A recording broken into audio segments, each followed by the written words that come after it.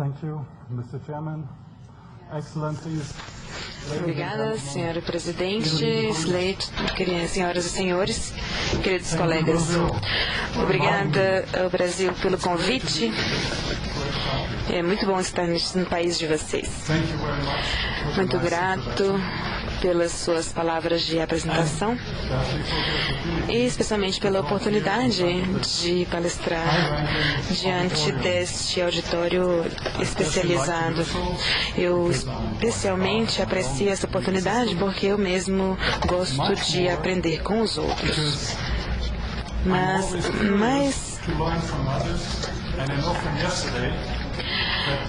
eu gosto muito de aprender com os outros e ontem tivemos um seminário muito interessante, então obrigada pela oportunidade de estar aqui mais uma vez.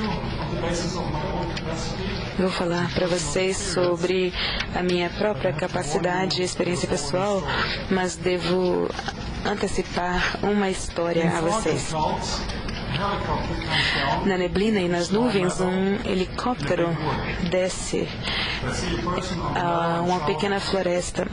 As pessoas que estão no vale veem o helicóptero e perguntam.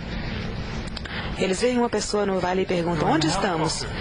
A resposta é: você está em um helicóptero 3,5 metros acima do chão, no meio de uma floresta. Quem deu essa resposta? Na Alemanha nós dizemos ou foi um advogado ou um oficial militar. Por que isso? Porque a resposta foi rápida, muito precisa e absolutamente correta, mas não pode ser usada por ninguém inútil. Eu sou um advogado e eu estou trabalhando nas Forças Armadas alemãs, então, bem, assim mesmo eu vou tentar fazer o meu melhor. Agora vamos à apresentação.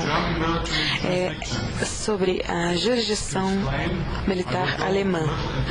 Para explicar, eu vou entrar um pouco na questão do sistema legal militar alemão, mas só o sistema da Alemanha Ocidental, uma vez que esta é a Alemanha, esse é o sistema comum depois da unificação da Alemanha 20 anos atrás.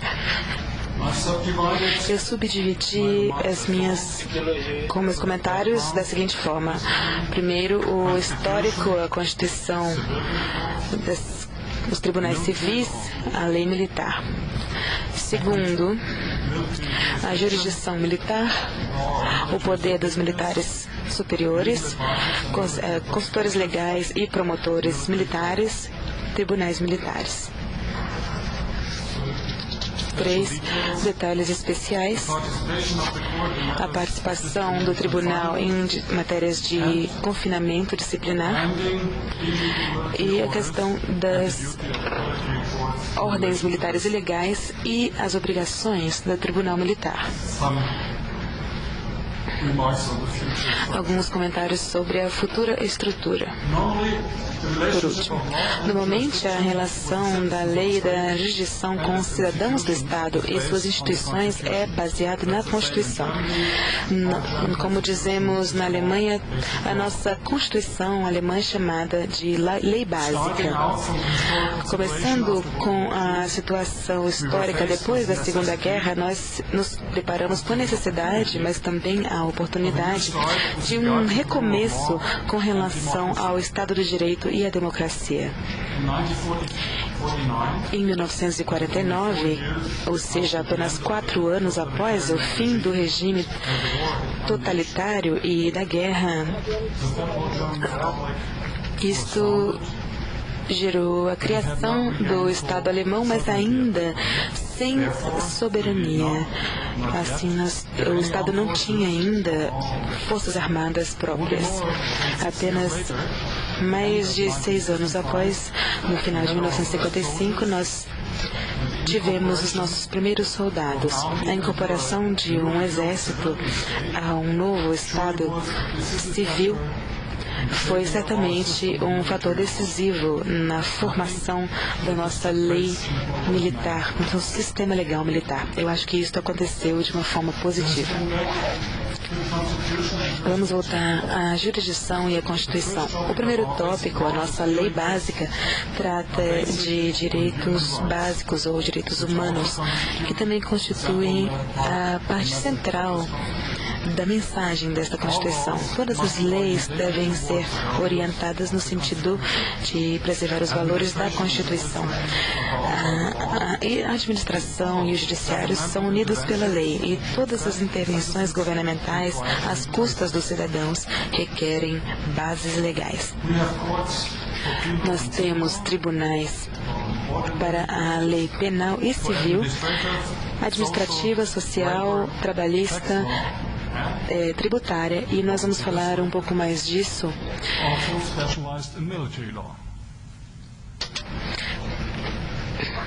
eu também especializado em leis militares. Na Alemanha, a independência dos juízes é particularmente bem protegida, o que também se pode ser compreendido em bases históricas. Todos os juízes profissionais têm um status civil e recebem nomeações vitalícias. Com a palavra vitalícios, queremos dizer que, na realidade, isso começa depois de um primeiro período de cerca de 3 anos e dura, então, até o período normal, o tempo normal de aposentadoria. Uma dispensa desses juízes só é possível caso cometam, por exemplo, um assassinato ou outra ofensa ou crime bastante grave.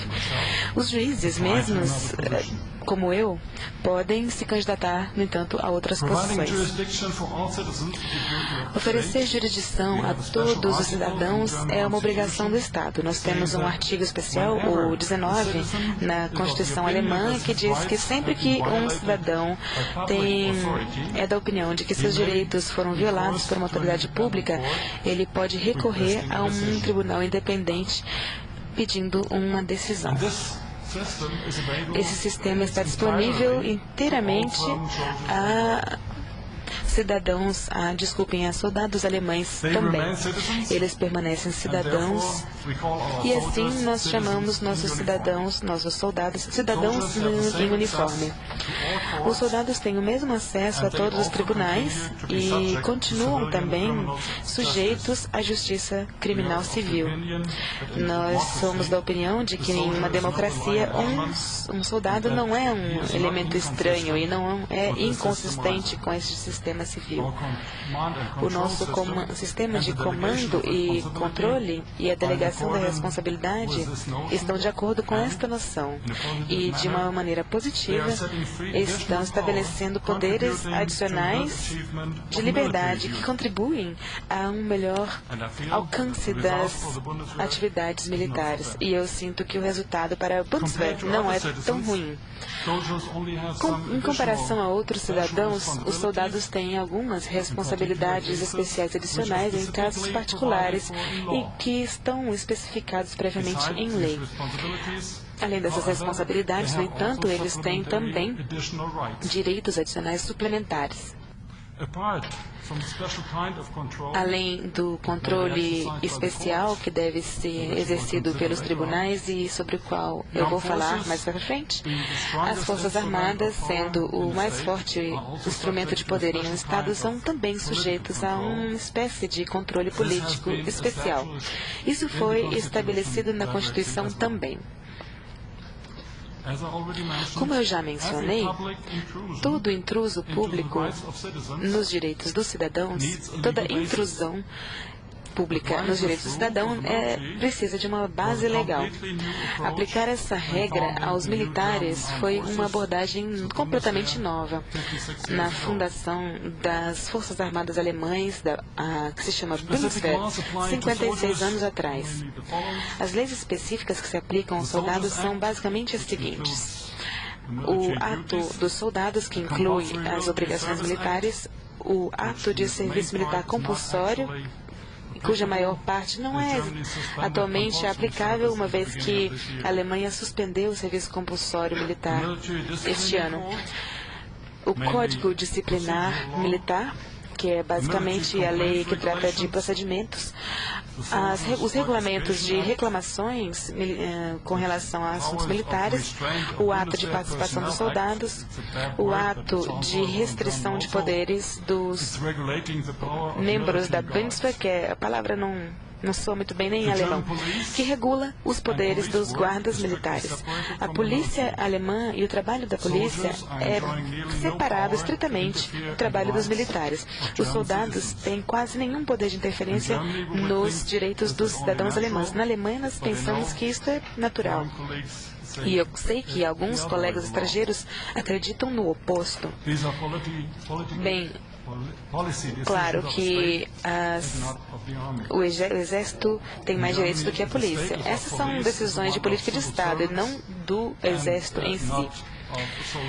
Os tribunais sempre são o último recurso no caso da solução de questões legais. E agir de acordo com a lei é uma obrigação de todos. Proteger e aplicar as leis militares é da responsabilidade de todos os militares superiores, especialmente aqueles que têm poder de disciplinar. Na Alemanha, o poder disciplinar é dado a líderes militares no nível da sua patente e acima. Eles têm o direito a um reconhecimento oficial pelo seu desempenho superior. E nós começamos essas medidas disciplinares com uma medida positiva, que pode inclusive ser combinada com a concessão de uma licença de até 14 dias. E, como medidas disciplinares negativas, temos uma reprimenda formal em duas alternativas, uma multa até o valor de um salário mensal, um castigo, digamos, um confinamento a uma detenção ou enquartelamento que pode durar até 3 semanas, uma prisão ou confinamento disciplinar que dure até 3 meses, e aqui o tribunal pode estar envolvido.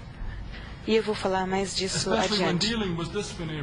Especialmente quando lidamos com poderes disciplinares, militares superiores podem obter o apoio de advogados. Temos cerca de 200 consultores legais especializados na administração da justiça, e todos esses advogados tiveram um treinamento bastante longo.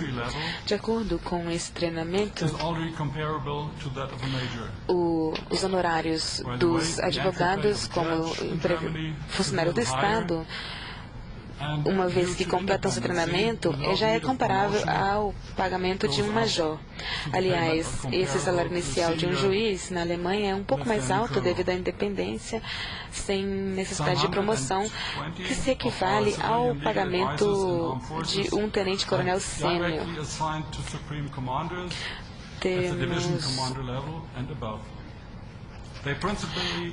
cerca de 120 dos nossos advogados ou consultores legais nas Forças Armadas são diretamente designados aos comandantes superiores no nível da divisão de comando e acima.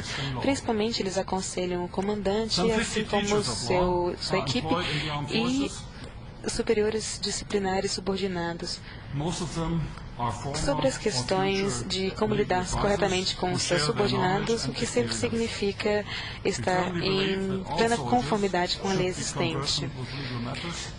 Temos cerca de 50 professores de direito empregados nas Forças Armadas, nas escolas das Forças Armadas.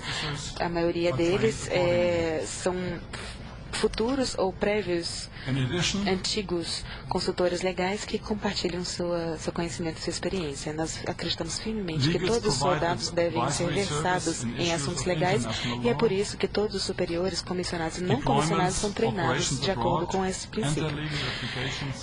Os consultores legais oferecem também serviços sobre consultorias sobre leis internacionais, destacamentos, operações no estrangeiro e suas implicações legais já têm se tornado uma nova área de conhecimento. Como em qualquer lugar, nós, advogados, somos bastante apreciados por nossos soldados, como vocês podem ver neste slide.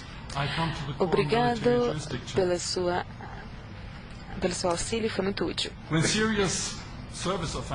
Agora eu venho falar da jurisdição militar essencial. Quando falamos de ofensas sérias, que elas são tratadas em tribunais, os consultores legais que eu mencionei mais cedo são envolvidos como promotores disciplinares para as Forças Armadas, comparáveis aos promotores públicos, mas apenas para procedimentos disciplinares. Por que apenas procedimentos disciplinares? Como eu disse no início, os soldados permanecem sujeitos à jurisdição dos tribunais civis com cerca de 20 mil juízes como membros deste corpo. Isso deixa pouca margem para os tribunais especiais que lidam com ofensas disciplinares e reclamações feitas pelo pessoal militar. Esses tribunais, no entanto, existem e cobrem uma margem interessante de tarefas. Na Alemanha, nós deliberadamente evitamos a palavra tribunal militar, Militärgericht, mas traduzindo, sei que traduz para cortes militares ou tribunais militares. Então eu gosto de usar mais a expressão Tribunal de Serviços Militares, que parece que soa mais como o STM. Esses tribunais constituem uma rede de 15 juízes profissionais que presidem esses tribunais de primeira instância em várias cidades da República Federativa da Alemanha.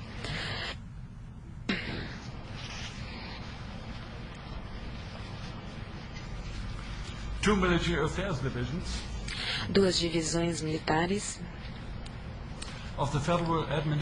do Tribunal Administrativo Federal constituem a segunda e última instância. Os juízes profissionais são todos civis. A razão legal pela qual nós não nos referimos a esses tribunais como tribunais militares é que eles não exercem justiça punitiva ou criminal, mas apenas lidam com casos disciplinares, respostas disciplinares e reclamações de forma geral. Os juízes profissionais civis da primeira instância presidem todas as sessões. Eles têm experiência, eles são especialistas e, na primeira instância, como juízes presidentes, eles são promovidos e eles recebem um salário equivalente ao de um coronel. Na segunda e última instância, eles recebem salários de generais. Para decisões de tribunais, 2 soldados são adicionalmente envolvidos como juízes honorários. Um deles deve ter a patente similar à do soldado que está sendo julgado. O outro deve ser, ao menos, um membro oficial e deve ser superior em patente. Isso significa que, se o réu é um coronel, um dos juízes honorários deve ser também um major, um coronel, um tenente-coronel ou um coronel, enquanto o outro deve ser um general. Sem impedimento de que um general haja como um juiz honorário, o juiz civil, de hábito, nós diríamos, retém a presidência e a condução dos procedimentos. Ser um juiz honorário significa também ter plena independência. Se alguém poderia dizer a essa pessoa como decidir, ele ou ela não poderia ser um juiz. Um soldado alemão pode, sempre que quiser, utilizar um advogado civil e também tem o direito de escolher outro soldado para sua defesa.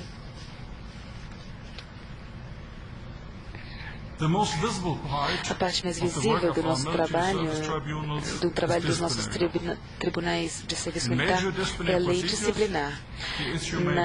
Nos procedimentos disciplinares principais, a questão pode ser se um soldado terá de ser dispensado das forças, se ele deve continuar sua carreira militar na sua patente atual, se ele deve ser privado de seus privilégios adquiridos ou se ele deve ser punido com redução de salário.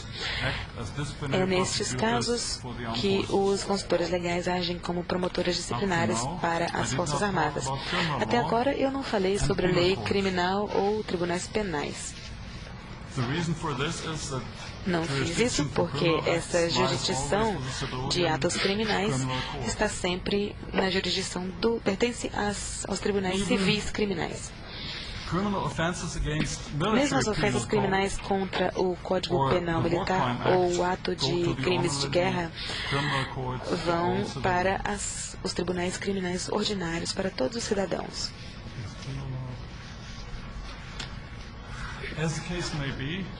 Como pode ser o caso, os procedimentos disciplinares podem correr juntamente com procedimentos criminais.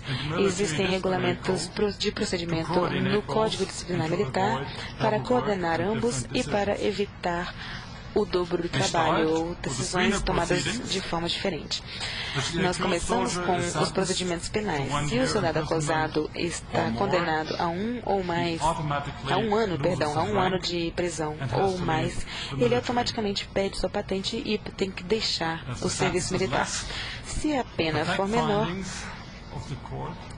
e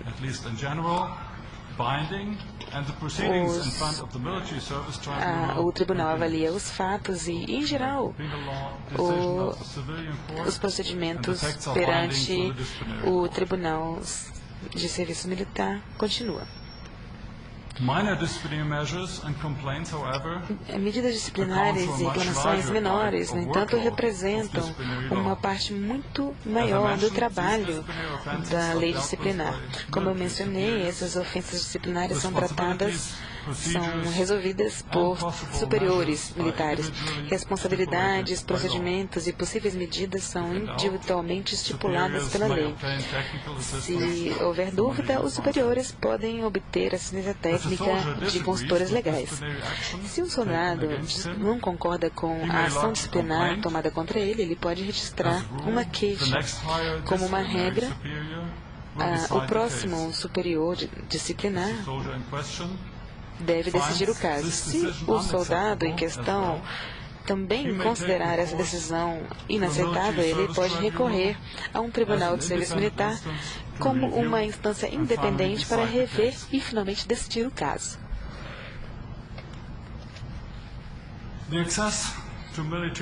O acesso aos tribunais de serviço militar não estão limitadas às medidas disciplinares.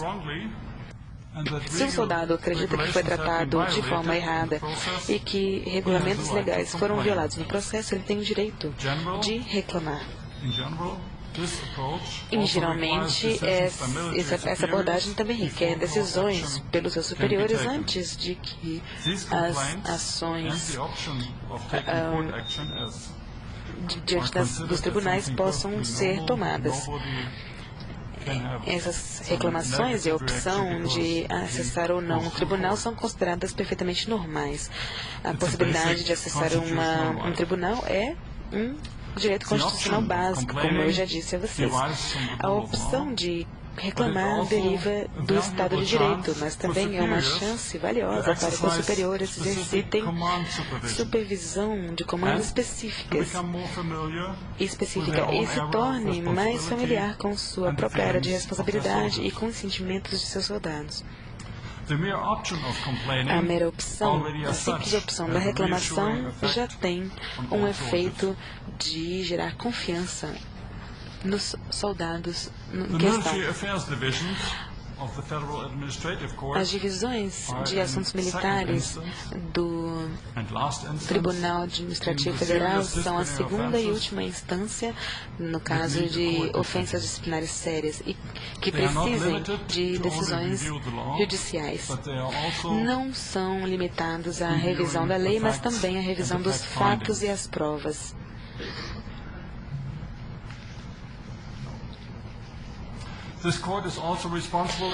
Este tribunal também é responsável no caso de alguns procedimentos de reclamação, particularmente se o sujeito, se a decisão que deve ser revista deve ser revista dentro do Ministério da Defesa. Essas decisões serão tomadas por 3 juízes profissionais e 2 juízes honorários uniformizados. Agora eu gostaria de dar a vocês dois exemplos específicos da justiça militar alemã e da lei militar.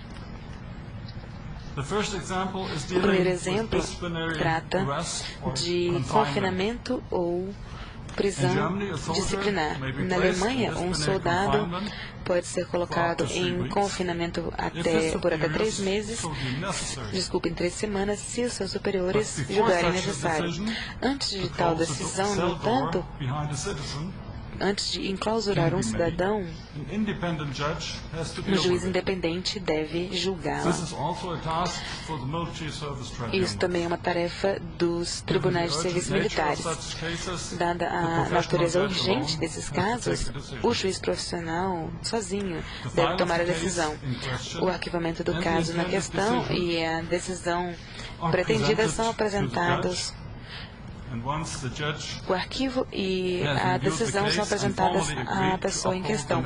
Uma vez que o juiz reviu o caso e concordou formalmente em manter a decisão de prisão, o superior do soldado pode reforçar, então pode realizar o confinamento.